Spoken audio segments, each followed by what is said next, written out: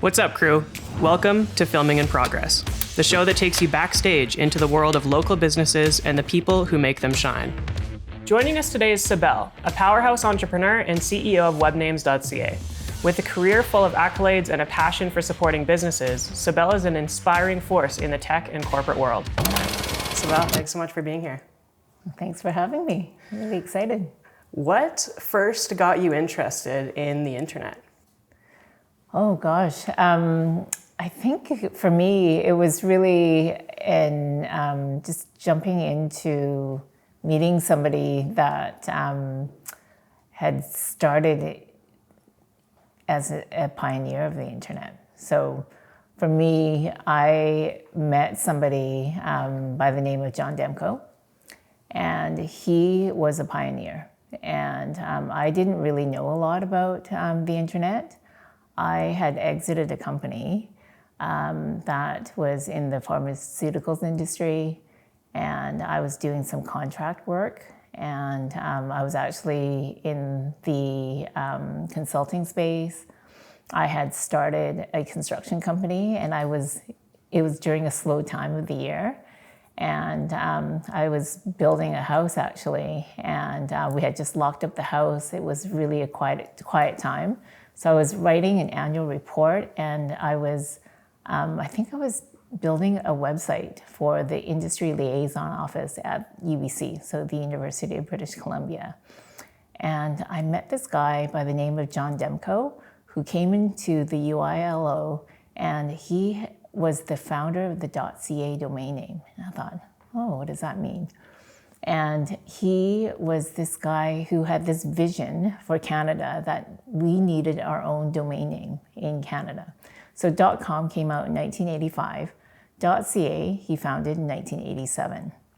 And this whole story was just fascinating because he decided that Canada didn't have our own domain, and he wrote this letter to the guy who basically delegated domain names for the world. And he said, I think I have the technical experience to run this domain for the country. And back then it was like so loose. And John Postel wrote back and said, sure, here you go. And they didn't even know what the domain was going to be. It was going to be either .cdn or .ca or something, and they decided that was going to be .ca. And John got the delegation of the .ca domain name, and he ran the .ca domain name for 13 years for free. So that's kind of how I got into this, because I heard this story and I was so fascinated by it that I went into his office and saw what he was doing. And that's how I became fascinated with the story. Amazing. And so you identified this opportunity that it was obviously worth building on. It was something worth exploring further. What was it that excited you about the internet in the first place? Probably in this time of uncertainty and just, not knowing what was going to be next and what the tech, how it was going to unfold, really. Yeah, I think I just saw the opportunity of what was happening because at the time, there was this pent-up demand in Canada that because John had been doing this for free for 13 years, and the country was ready for the liberalization of these rules. And I think at the time, when John had started this thing, the internet was really not set up for the commercialization.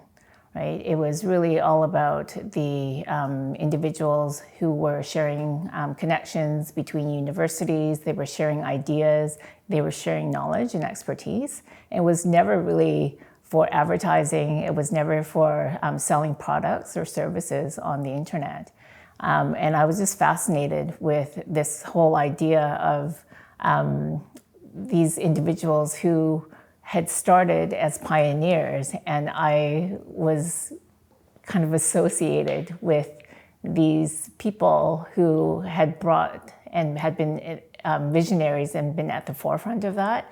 So to be associated with these types of people and to be able to bring those opportunities forward. So that excitement was such an opportunity. So I was able to work with John and to bring that vision and those opportunities forward. So that became very exciting for me.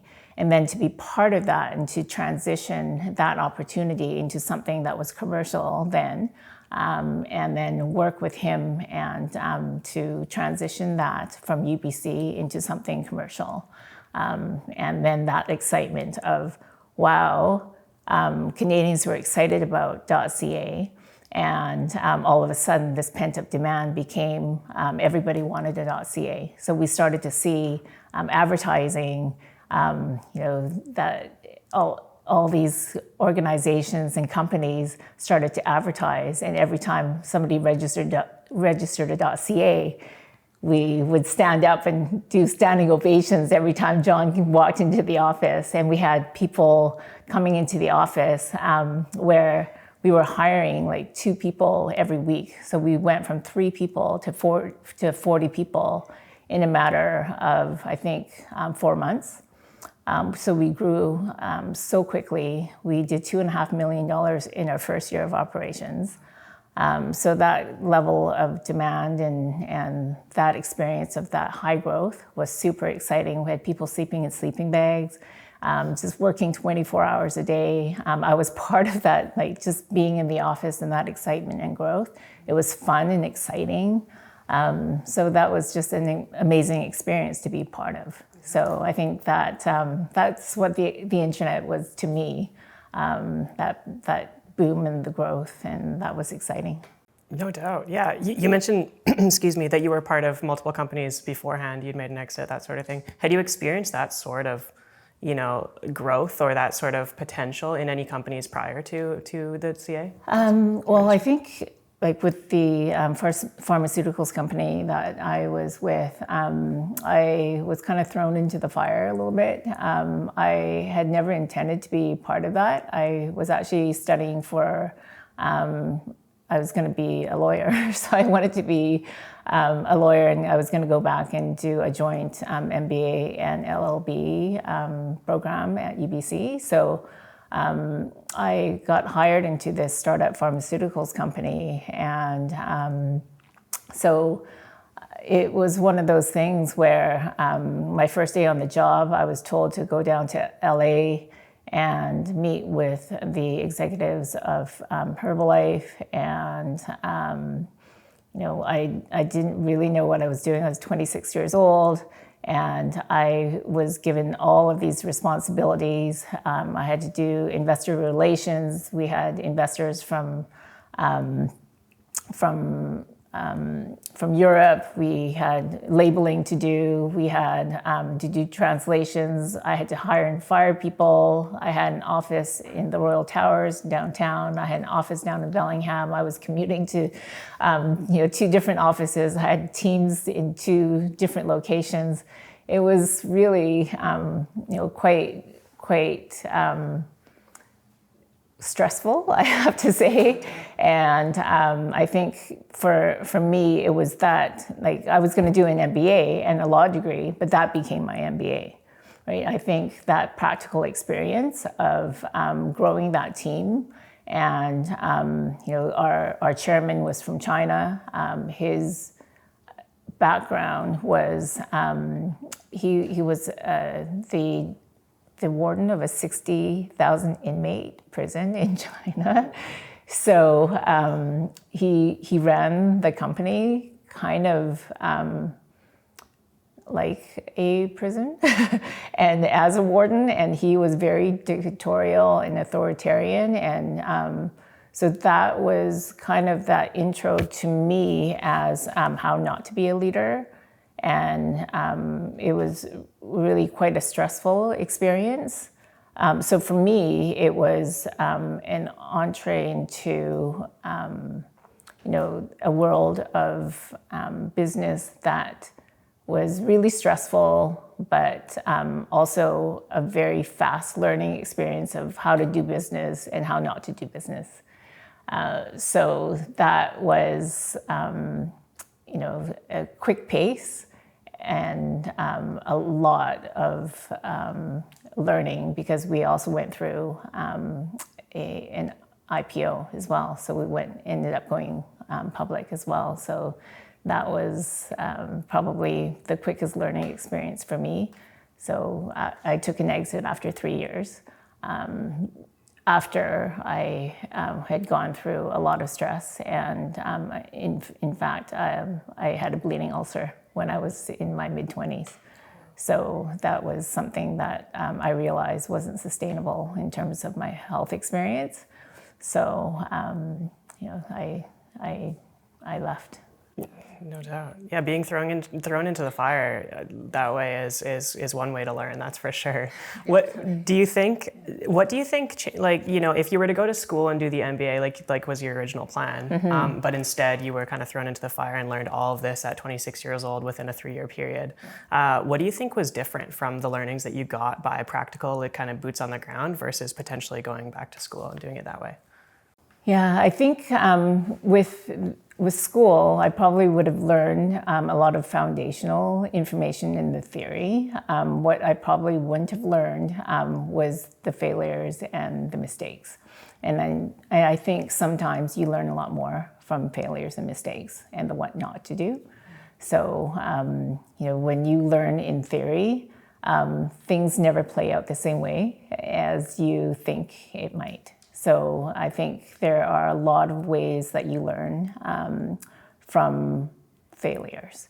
And when you read books and when you hear about people talk about entrepreneurship and starting a business, most of the time you hear about the wins and the successes and those success stories. And I'm glad that people are starting more today to talk about failures, because people never used to. So one of my favorite books is The Hard Things About the Hard Things, right, by Ben Horowitz, because that was one of the books that really resonated with me about the gut-wrenching feelings of starting a business and failing, because people think entrepreneurship is so easy and starting a business is so easy, and when people talk about passion, have passion, and the job won't feel like a job, I think that's complete bullshit. And people tell that to their kids, and I tell that to my kids, and then I say, but be careful. Yes, you have to have passion, and I want them to have passion, but I tell them to be super careful about that concept, because passion isn't enough, right? You have to have passion, you have to have vision. But if you believe that passion is all you need, then you're probably going to fail, because the moment that passion doesn't take you through those gut-wrenching hard times, where's the resiliency? Where's that time when companies don't make it through payroll, when I know so many of the folks in my group, in my peer mentoring group, where they've all been financed and their investors are coming back and they're saying there's no more money coming in and they're not going to make it through payroll. Well, where's that next paycheck coming from? They're not only worried about their own paycheck, they're worried about their team and their families as well. What's next, right? So is that passion going to take you through that? Are you resilient enough to keep that going? So I think, as people who are going to be starting a business, is that passion going to take you far enough? So I think when people are taught the idea of passion, they need to couple that with resilience. Do you have that resilience to understand that it's damn hard to start and run a business, and that there are going to be hard times, that you have to be passionate about it, but you have to be able to work through all the tough times and the failures and all the rejection and the no's and all of those, all the hard work because it's not going to be all a bed of roses, right? It's not going to be all the wins and the successes that you hear about when everybody celebrates. It's great to have all those celebrations and you have to celebrate those wins, but man, it's going to be a lot of hard times as well. Yeah, I couldn't agree more. And I think I agree with you fully in the sense that, it's really good that we're bringing light to the fact that this is hard, and there's been a lot of time, and it's not an uncommon, topic of conversation that entrepreneurship is hard, right? So what do you think it takes to be an entrepreneur, to put up with this rejection, to put up with these hard times and potentially, not make payroll or at least not pay yourself and kind of prioritize other people and that sort of thing? Like, are we crazy, entrepreneurs? What is it? What's the light at the end of the tunnel? Yeah, I think we are a little bit crazy. You have to be a little bit, you have to take some risks, right? And I think in many ways it's calculated risk. You can't be absolutely insane, because then you're taking the risk too far and you can't be successful. It needs to be calculated risk for sure. But I'll give you a perfect example. Are you willing to take things so far that you're willing to risk your family home, which I did, right? So I've owned my own home since I was 21 years old. So I graduated from university, and I started fairly young, and I was able to save up enough money and work through university, and I bought my own apartment when I was 21. And then because I was in the construction industry, my ex-husband and I, we started building houses, and so we built our dream home, and we had our apartment, we built homes, and we actually had a vacation home and all this. So we were building homes and all this. I had my family home paid off by the time I was 35 years old. I raised my children in it, and when I was about 40, I had a really tough year, and my father was dying. I think around that time, I was going through a divorce, and my business partners also wanted out of the business. So I had a couple of business partners that were taking offers for Webnames, and they wanted to exit. I didn't, and so there were offers on the table, and there were decisions to be made on how to basically part ways. Because of my divorce, we had a partnership agreement that kind of forced me to either come up with a certain amount of money, many millions of dollars, to buy out my partners, or end up having to basically sell my shares at a discount and exit the company. And then they would sell the company to these offers, or one of the offers. And I knew Webnames would become a non-entity because these offers were being made to American companies. Not only did I want to keep Webnames going because I believed that there was a lot more to do with Webnames, but I also believed that Webnames deserved to be upheld as a Canadian company. Mostly for John's legacy, Webnames.ca, right? Webnames is and came from our roots of Canadian.ca.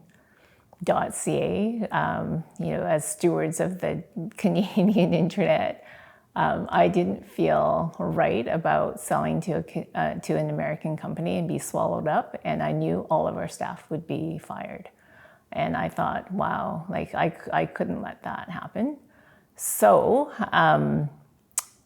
I made a decision at the time that with my divorce, what I had to do was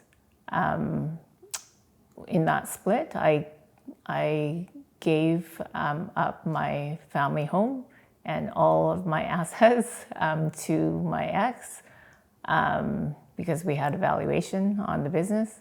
And then everything I had left in that split, I sold, I gave to one of my business partners to buy him out, and then bought out the other one. And basically, I was left with nothing.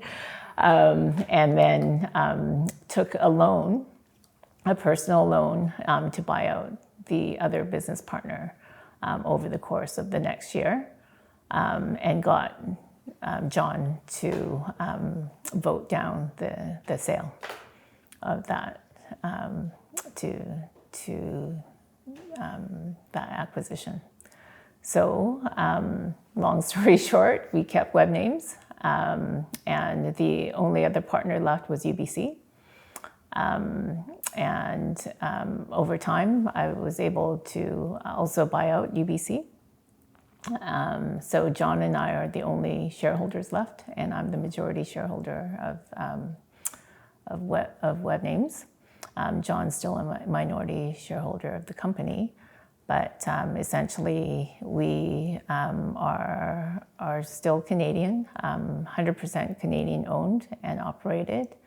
But that is the risk, right? Like all of my equity is in the company, and that is the risk that one should be willing to make if you truly believe in the vision of what you've built. And for me, Webnames, deserved to be Canadian and deserves to be Canadian.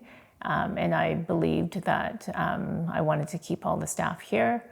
And Webnames was my first baby, right? So I started Webnames before I had my children. So I had that emotional connection to it. So that's what I believed in. And that was the risk that I was willing to take to keep it here.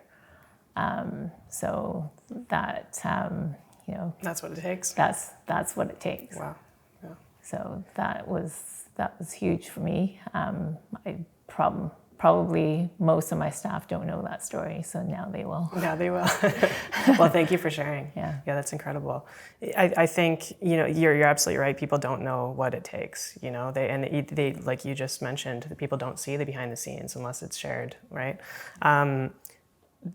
You were going through so many different things at that time. Obviously, Webnames was one of it, but also a divorce, and I'm sure other things at the same time. How did it feel personally? Because I think, a lot of entrepreneurs don't talk about the personal effects of these things and what you were dealing with, every night when you had to go to sleep or, go home. What did it feel like, and how did you push through that hard time? Yeah, I think I probably wasn't sleeping very much. I still don't. But I think at the time, there were a lot of moments I wanted to give up, right? There were times where I remember distinctly there was a time that I actually looked up into the sky and I said, I don't know what I'm supposed to learn from all this. Like, what am I supposed to learn from all this? And of course, nobody answered me, but I was challenging, like, there must be something. Like, what is it that, and I said, whatever it is, I've had enough. Like, this is all I can take. Like, this is all that I can take. There's no more. Because my dad was in the hospice, with my partners and the business, and losing my family home, and I was a single mom, and my kids were only 4 and 6 at the time, right? They were little, so there was all this going on, and I felt so alone, and I'm like, oh shit, I can't take any more. And then, what does an entrepreneur do but take on like more and more work just to keep things going? And like I was just like I would clean house, and then I would go take on speaking engagements. I was doing like 20 speaking engagements a month. It was insane. And then I did a TEDx talk, and I've got a whole story about that if you want to talk about that later. But wow, I was just like, I was basically killing myself just to keep things going. I was completely underweight. I was not taking care of myself. I was like getting to a point where I was completely like burning myself out. And yeah, it was really tough times. But my way of dealing with it was just to keep working. Like that was my way of getting through it. That was what I knew. Like, just work harder.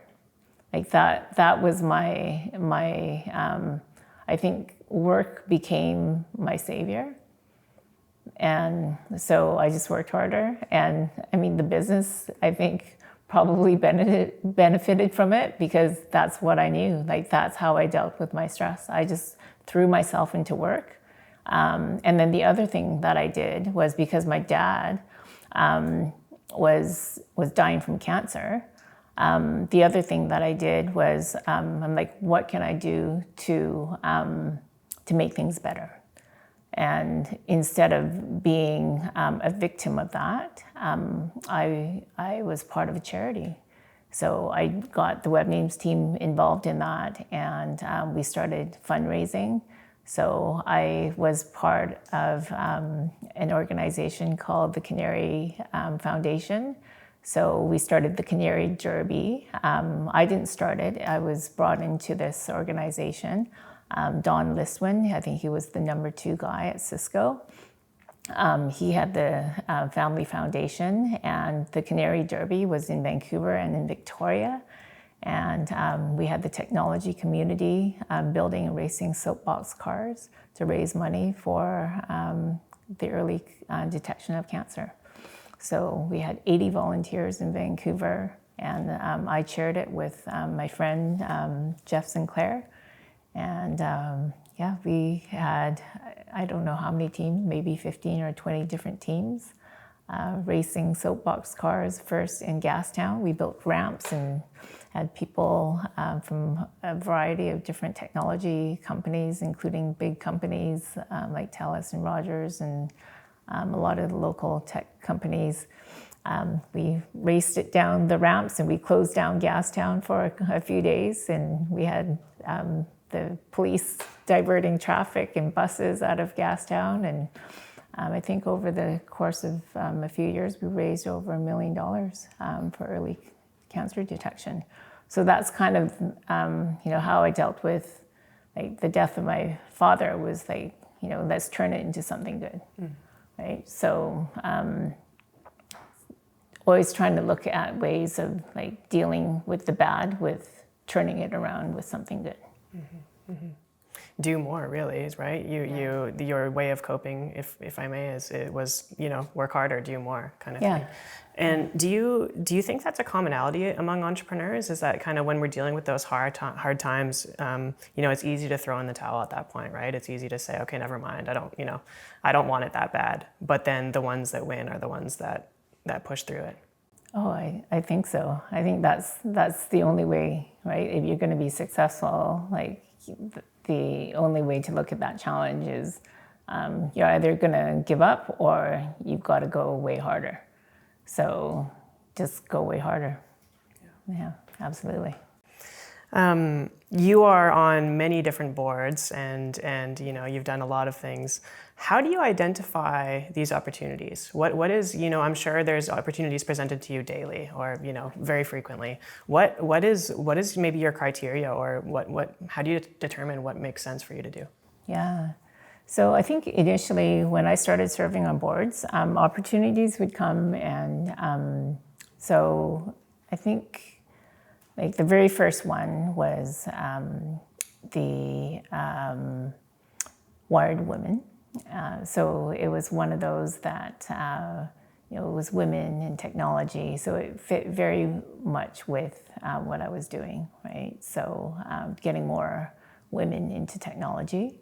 So it fit very much with my values and wanting to get more women into the technology space. Because, I mean, still today, there are so few women in technology, and that was something I was always really interested in, helping more women getting into tech.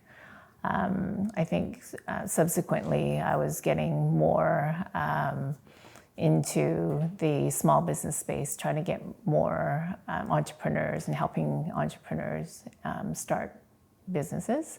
So I was on the board of Small Business BC. Then I was asked by the government to serve on the Small Business Roundtable, which today I'm still on. After 14 years, I'm the vice chair to the Minister of Jobs, Economic Development and Innovation, or JEDI for short. So that's been a long-standing role for me. Today, I'm still on 7 boards. I was on 9, so I'm starting to whittle things down a little bit. But today I choose boards based on things that fit my value system. And still, I think, like before, technology, something that I'm interested in, technology and innovation. So organizations that have a purpose and values that fit mine, that are innovative, and those that have good people, high integrity, and people that are smart and where I feel like I can learn something from. So if you were to look at my list of boards, they all fit that criteria. It sounds like you're very skilled at putting yourself in the right room. Being surrounded by the right people, putting yourself in the right room. Mm-hmm. Why is that important to build community, as you just mentioned, or put yourself in the right room, or surround yourself with the right people as you're building a business? Yeah, so I think for me, it's always been important. And as we were building Webnames, we started with 3 core values. Fairly early, and I'm not sure why we did that, but I think we felt that it was important to have core values that we were driven by. So our first core value was amaze every customer with exceptional service. That was table stakes to us. The second was always be improving. And again, that was always important to us because being in technology, we always wanted to be innovating and never stagnant in what we were doing. But making a positive difference was the other one. And because of what John was doing, that was kind of our roots. So giving back and community driven and being part of doing good was always important. And I think that's kind of why, just being, I guess, a role model from John. And I think from that, just that learning, and then maybe from my previous experience of that other leader that I didn't want to be, I think I just learned that being and working with good people and having that integrity and being part of a good community and building community was important. So that's always been instilled in me, and that's carried me along. And to me, profit is important. You have to have profit to be able to give back. But understanding that in order to be a sustainable business, that it's important to do good. And if you do the right thing, you will retain customers. And if you're going to make decisions based on those 3 core values, and we've always done that, by maintaining that, and if you do the right thing, And sometimes it's going to cost you money to do the right thing, but it doesn't matter. And we do it time and time again. And the staff going, but that's going to cost us an extra like $2,000. That's going to cost us an extra $5,000. And I said, but no, and we just made one of those decisions just last week. And I said, no, but that's the right thing to do. We screwed up there, and but we're going to pay the bill, and that's the right thing to do. Do you think doing the right thing is being increasingly rewarded when you look at kind of like the business landscape as a whole? Over the years, it's probably become, we've gone from pure profit driven to a mixture to potentially even more so doing good than bottom line, right? Yeah, I hope it is. Yeah, I mean, I think it's not always, but I'm going to do it anyways. So I think sometimes people will do it as performatively because they think that by doing it they're going to get good press or good media. But we'll do it just because it is the right thing to do, and we're not going to broadcast it to everyone that we're doing it. But we'll just do it because the staff know it's being done, and that one customer know it's being done. Whether they tell anyone or not, we don't know. But we hope that it makes a difference to that one customer. And if they tell someone, that's great. If they don't, that's okay too. But one customer at a time. We're doing the right thing. We hope it makes a difference. And yeah, that's what matters to me. Just doing the right thing. You mentioned earlier that although it's been increasing, there's still not that many women in tech. Why do you think that is? Yeah, that's a really good question. I think it's been a question that a lot of people have asked for a really long time. I think it's been a pipeline issue for a long time.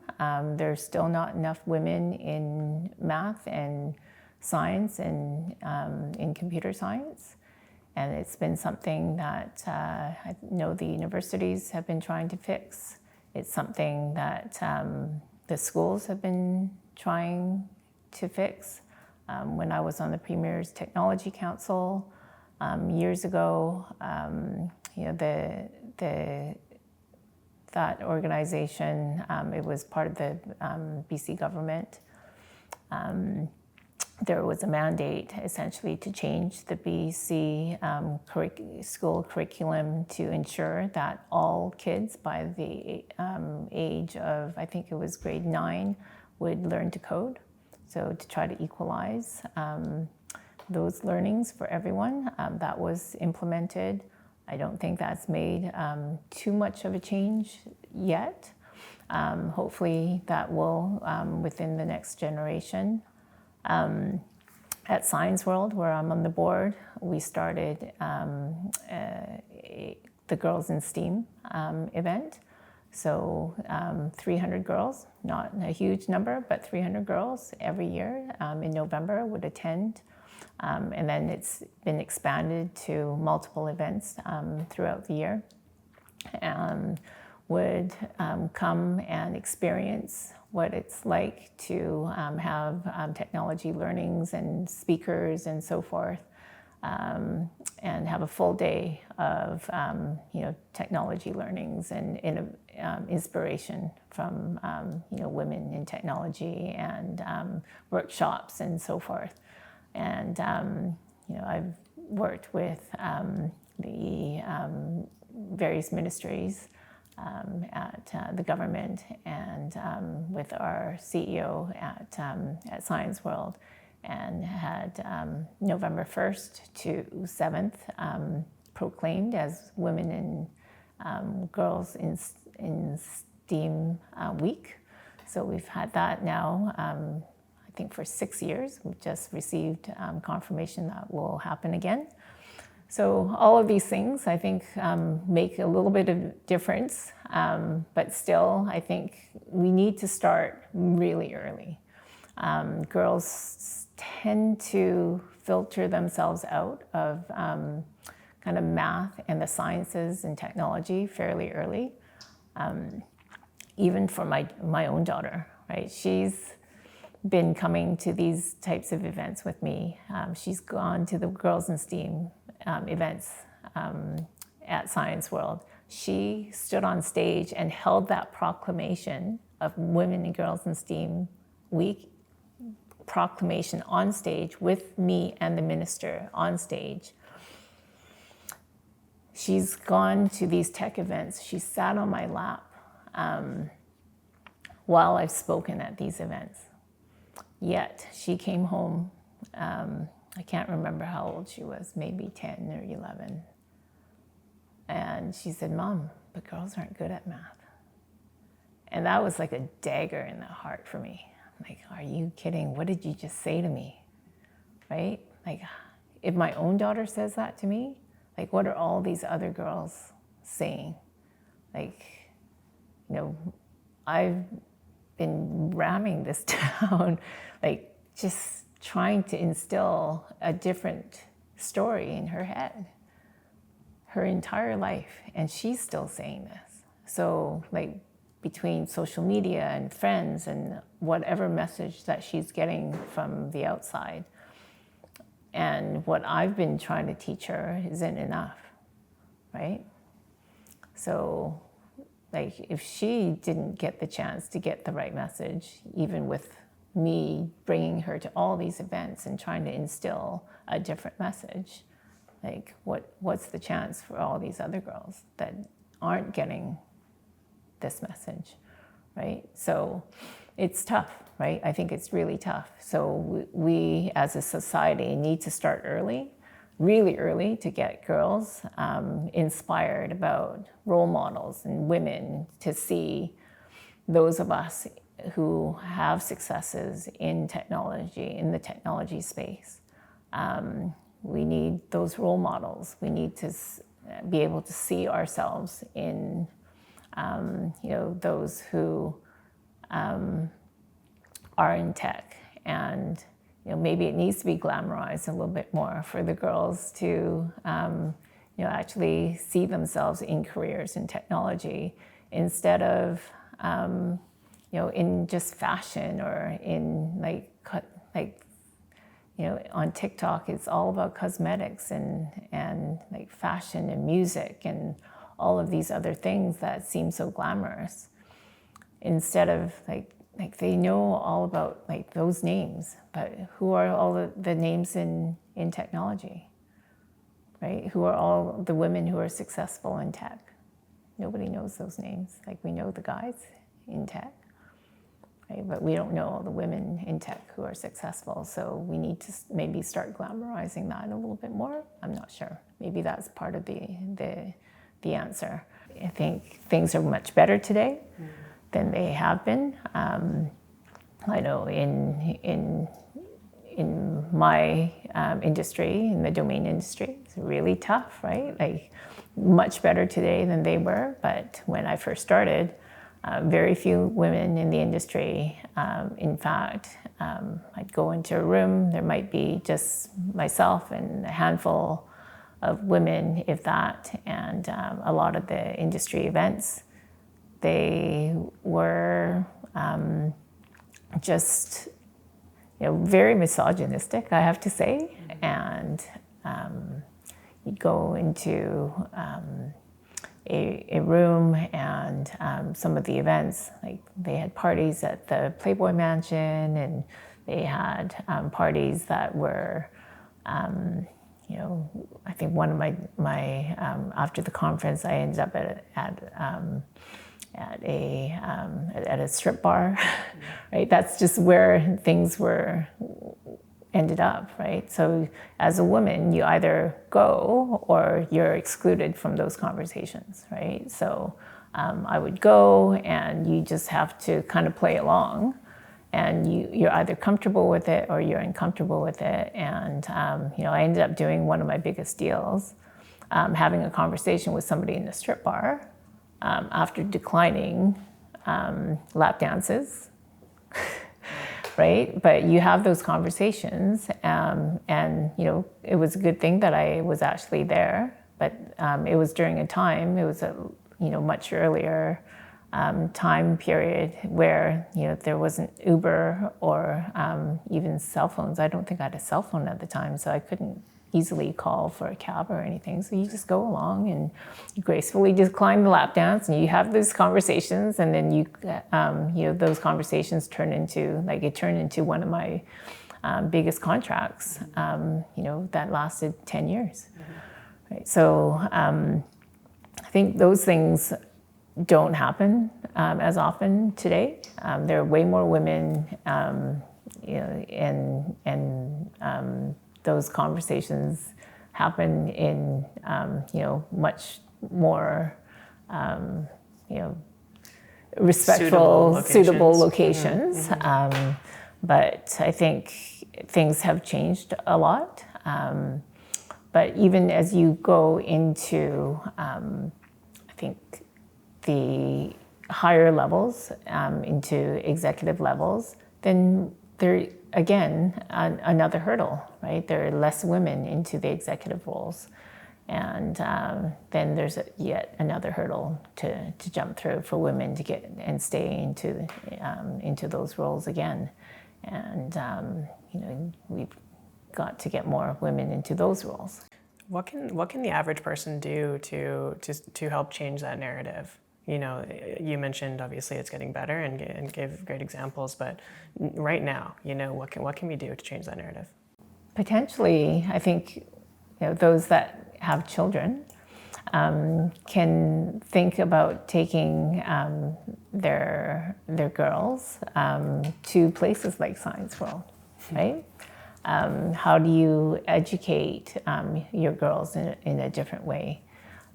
One of the things that they actually did a study of, I think it was a UBC prof that actually did a study of at Science World, and it was at one of the labs, and they found that there were more boys being brought to, the young boys being brought to Science World than girls. Interesting. So it is interesting. So, as parents, should we be bringing girls to Science World? Do we treat our boys and girls differently? Do we encourage boys more to science fields or engineering fields, and then we tell girls to do more of why don't you go and do an English degree or do this instead of like a science or an engineering field, right? Do we as parents, do we have certain biases that kind of encourage these types of behaviors? Potentially. I don't know that for sure, but there might be some of these unconscious biases that play into this. I think a lot of the boards that I'm on, we do unconscious bias training. That I think is actually extremely helpful. And for those of us who had never done the unconscious bias training before, didn't realize any of us had it. Like, we all know this stuff. And of course we don't have biases. And when we've all gone through it, each and every single one of us have biases. How could somebody at home listening right now kind of go through a quick exercise to determine, if they do or don't have a bias on a certain topic? Yeah, I think you could easily search through the internet, and there are these unconscious. .ca, there are unconscious bias surveys or training that you can do. It's actually kind of fun to actually these questionnaires that you can go through and try them out. You'd be surprised how many of us have these unconscious biases. I would go and just try it out. It's really interesting and fun to try it, and then maybe challenge other people in your family to try it as well, because it's a bit eye-opening to understand it for yourself, and then to be able to take it forward to not think in that same way again. Yeah. Good healthy practice then. Yeah, absolutely. Cybele, what does success mean to you? Oh, success. Great question. Perhaps, wow. So as a typical Asian mom, I think I have to answer that question first and foremost as, I think first seeing success in my children, right? So if I can see my kids healthy and successful, that would be success to me. So both my kids are now in university. So if they come out of university successfully and in jobs or careers that they enjoy, whatever that may be. So I don't know if they're going to be entrepreneurs or not, whether they're going to follow in my footsteps. I don't know. My daughter wants to be a lawyer. My son is in engineering right now, but I don't know that that's his love. He wants to go back and do an MBA, and then we'll see. He's interested in finance, actually. So we'll see what he ends up doing. He's got a prospect to potentially take over his dad's construction business. So we'll see what he ends up doing. But yeah, I think success for me, I think first and foremost is seeing them successful.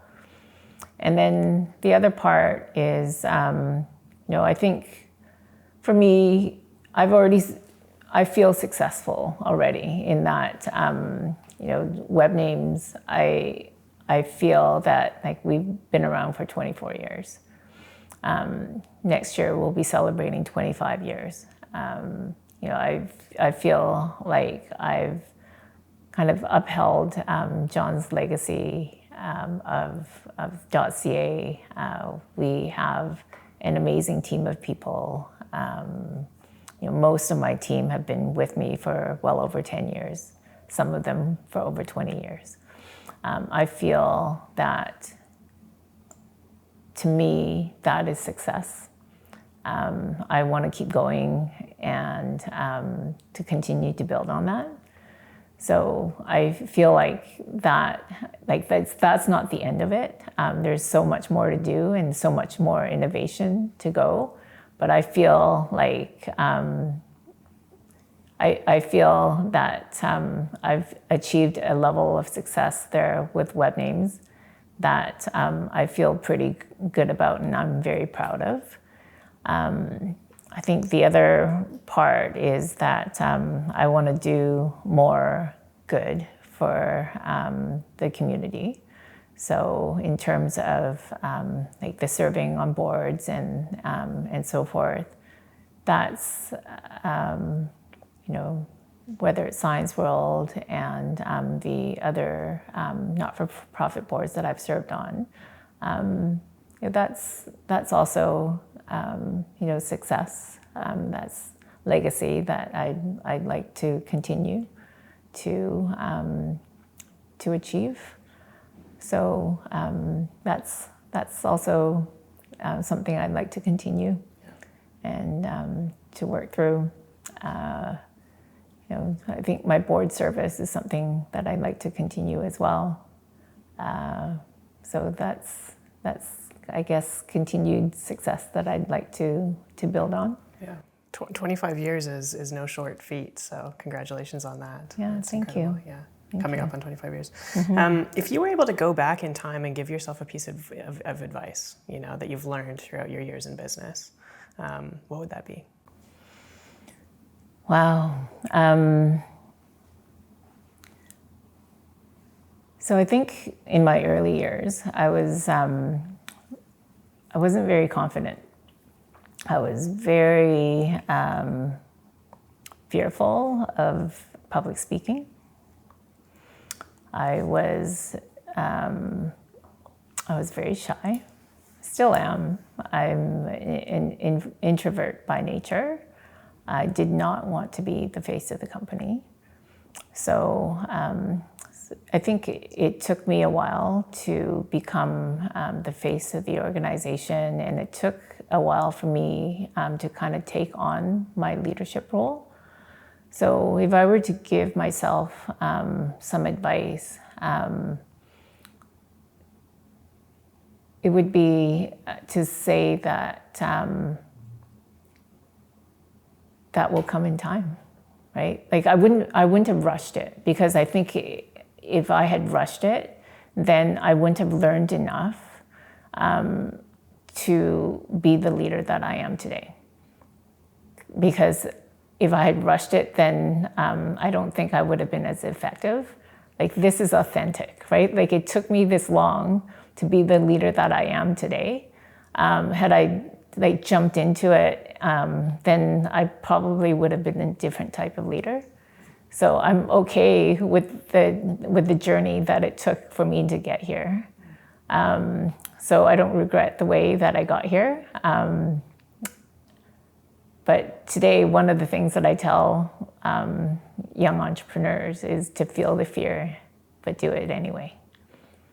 And that took me a long time to do that. So I challenged myself to do something that I'm afraid of. So the whole public speaking thing was like super challenging for me. So I dropped out of commerce, like at UBC, to avoid public speaking, right? And I told you that I do a lot of public speaking. That was not my comfort zone. And in fact, I would drive to a public speaking event, and every time I did it, I would drive there and I would think, oh, I would rather get into a car accident right now than have to go do this right now. Like that, it was paralyzing for me. And I would drive there and I'd be sweating. I would get on stage, and like to me, I felt like my lips were quivering. Like I thought that I looked so nervous that I thought I was going to pass out. Other people told me that I wasn't. I don't know if they were being kind or if that was true, but people promised me that I didn't look nervous. I thought I was. So I did everything possible. Like in my early 20s, I took the Dale Carnegie program. And they promised me that after 10 sessions, you'd get on stage and you would own it. After 10 sessions, I got on stage and I was able to get through it, but I didn't feel like I owned it. It took me probably another 10 years of doing probably 100 speaking engagements before I finally got to a point. At one point, I got on stage and I felt something different. And I don't even remember what event it was.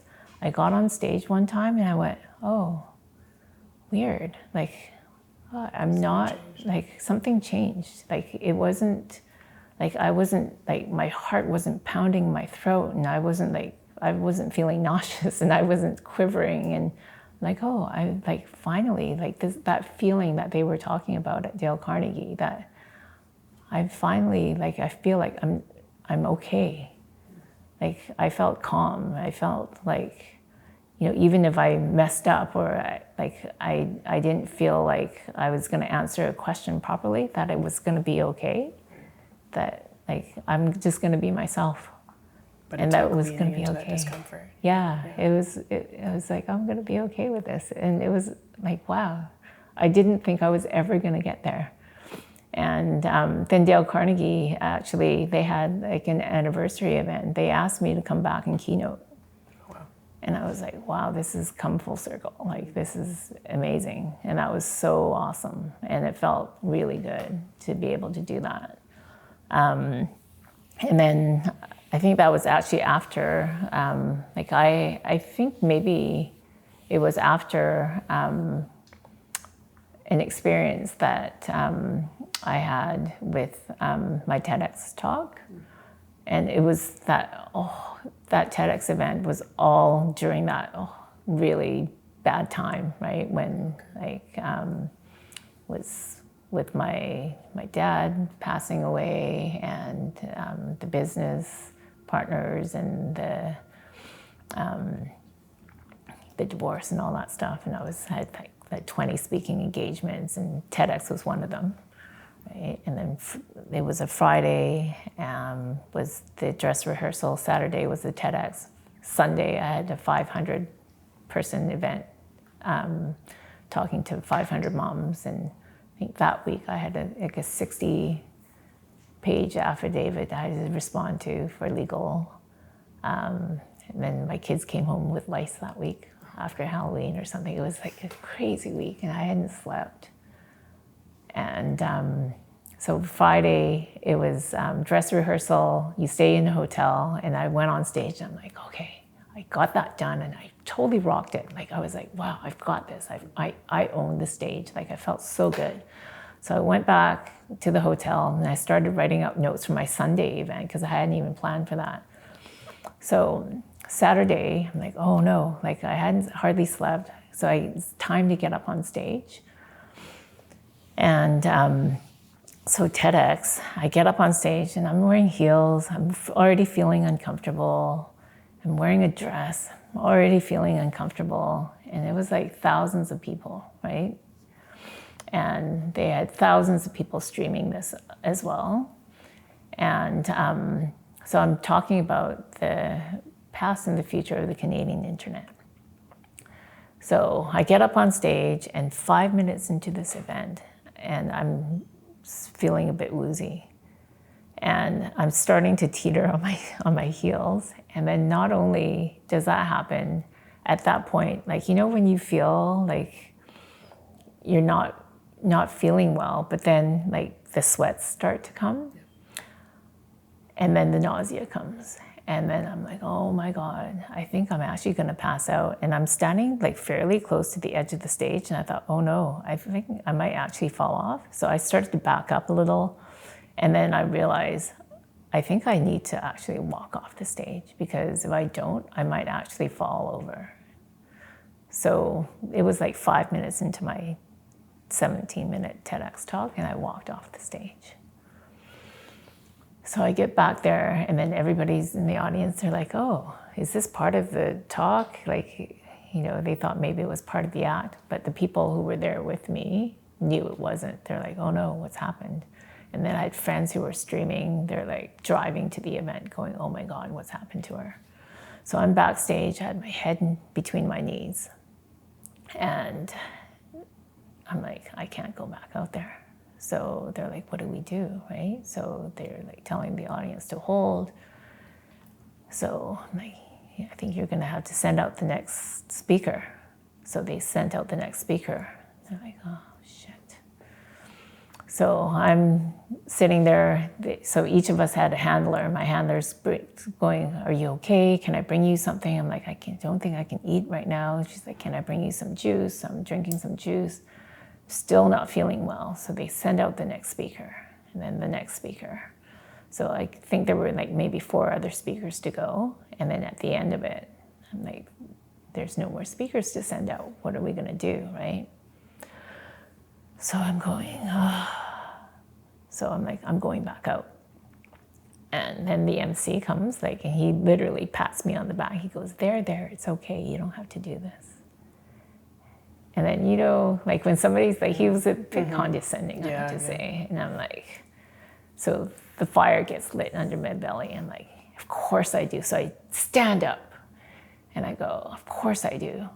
And they all look at me like, you don't look so well. And I'm like, I have to do this, right? So I go marching back out there. And I probably should have just like at least thought about what I was going to say first instead of, but like the guy like just got me going, and I'm like, of course I do. So I march out there, and then I didn't really plan what I was going to say. So I'm out there standing in front of everyone, and I'm like, oh shit, now I got to say something. So I'm like, do I just start out back into my speech? Like, or do I explain, right? So I'm like, oh. So I just kind of blurted out. I'm like, look, I'm not going to go into all the details of what happened to me, but let's just say that, and I can't remember the exact details of what I said, but something to the effect of, like, there are a lot of things going on in my life right now. I'm a single mom, and like I have hardly slept, I haven't eaten, and I've just let my life go out of balance. And let this be a lesson to all of you not to do the same thing, but I'm here to finish my speech. So I finished my 17-minute TEDx talk, and then I'm like, oh, fine, it's done. So they give you each a plaque to hold on to, and then they take pictures, and then I'm like, okay, I'm ready to go. And then they line up, like people line up to come talk to all the speakers. And I thought, okay, nobody wants to speak to me. I've totally messed up. And then I realized I had the longest lineup. I'm like, what is going on, right? And then the first woman who lined up to come speak to me, she goes, Cybele, I've been following your career for years, but today you are my ultimate hero. And I looked at her, and she looked at me, and we both started bawling. And then the woman behind her came in. She goes, let me get in on this. She goes, thank you so much for being human. And we all like group hugged and started crying. And then a guy back there, he comes walking in, and he punches me on the shoulder, and he says, you've got balls. Mm-hmm. And so what that taught me was that, like, what I thought was like a total mess up and a failure was that it was this moment of like turning a failure into a moment of redemption, right? Like by being authentic and being real to the audience, that like I'm not sure they even cared what I was speaking about, the past and the future of the Canadian internet, right? But by connecting to the audience, like all was forgiven, right? And I'm not sure how the talk actually went, but I think it was okay. Have you watched it back? Oh, I don't. I rarely. I don't think I actually go and watch any of my talks. I might not even go and watch this one. I don't know. Because I'm really critical of myself, and I know that about myself. So I talk, and then I just let it be out there in the universe, because I don't need to go and criticize myself. I just go and do it. Because we are all so hard on ourselves. So I'm okay with just going and doing things, and then just not criticizing myself about it. Just go and do it. Let it be. Yeah, let it be. Be vulnerable in the moment and let it be. Yeah. Yeah. Incredible. Thank you for sharing that. Okay. What's next for you? You've got a million things on the go, and I'm sure there's a million more opportunities coming. But what's next? Yeah. What's next? Well, I think there's a lot more to do with Webnames, so keep innovating there. The team are amazing, so we're going to keep building, and we have we've got Webnames.ca, and then we have Webnames Corporate. And with Webnames Corporate, it's one of the services that we offer in terms of for corporate Canada. We kind of own that space, right? We provide corporate domain management for large Canadian companies, other kind of multinationals as well.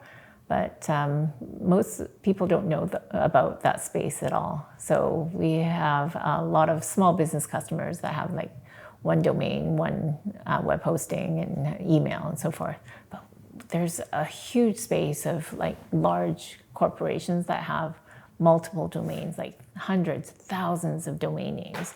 And they have digital certificates, and they need management of all of that. And they may need DNS management and like bulk tools and everything to be all changed all at the same time. Or they have an acquisition of a company, and all of a sudden that acquisition triggers the need to like change all of those domains to be acquired and like uploaded, and all their DNS changed over to the management of the parent company. And like people don't think that domains matter until they matter, right? And it's very interesting. And when we built Webnames, like we built it based on, like we had Google and Amazon with us, right? So we built it based on the security of like, we didn't want to be responsible for google.ca going down. So that's the level of security and redundancy that we built Webnames on, right? So for us, like built on that foundation, like the what's next is like, what are we going to build on top of that? So we built all sorts of security and monitoring and all sorts of services already on top of that. And like today we have like over 800 domain extensions and SSL monitoring and domain monitoring and all sorts of services and auditing services around that already. So we're building additional services on top of that. So that's Webnames. For me, I'm already on 7 boards. I was on more. So for me, it's more whittling down some of that board service, and then probably down to fewer boards, but larger boards. I'm on 1 public board right now. I wouldn't mind serving on another public board just to kind of expand my exposure to kind of larger, kind of expanding that experience of kind of larger public boards. And then we'll see, like, maybe take some time off and maybe some vacation. I don't know, because I don't, my entire life has been like work and boards and more work. And I think I realized last year that I was getting to a point where I need to start thinking a little bit more about some free time and hobbies, because I'm now an empty nester. And I need to figure out time for me. And so that what next part is actually a really good question of what's next, because I don't have any hobbies. Like my hobbies was boards. So every weekend I was reading board materials, right? Thousands of pages of board materials, because that's like some of my boards is like 1,000 pages of board materials, right? So every weekend, except for Christmas time, and a few weeks in the summer, I'm reading board materials if I'm not working doing Webname stuff. So, if I'm not serving on 7 boards and some additional councils and stuff like that, and mentoring, and I was, mentoring people on mentorship programs, like, then what? Like, what's Cybele gonna do? Yeah. Like, what's my time? So I need to figure that out. I haven't figured it out yet. Fair enough. That'll be a fun process, I'm sure. Yeah. Awesome. Yeah. Where can we send people to follow along the next steps of your journey and your businesses and that sort of thing? Yeah. Well, Webnames.ca would be... .com? I'm just kidding. But Webnames Corporate is a .com, because that serves kind of a multinational space. So we have Webnames.ca, webnamescorporate.com. So, and then LinkedIn. I've got my LinkedIn, and then Webnames LinkedIn. It would be a great place to follow as well. And we've got resources and blogs that come out from there, and also on the Webnames blog also. And I write a column on business in Vancouver as well. So I probably should. It used to be monthly. I haven't had time to do it monthly, but I'm trying to make an effort to write a little bit more. So business in Vancouver. If you Google BIV, Cybele Negris, I do put out a column there as well. Perfect. We'll send people to all the places. Yeah, thank you. Well, Cybele, thank you so much for this conversation. It was truly a pleasure and sharing your experience, and there's so much for people to learn, so thank you. Thank you very much, Aiden.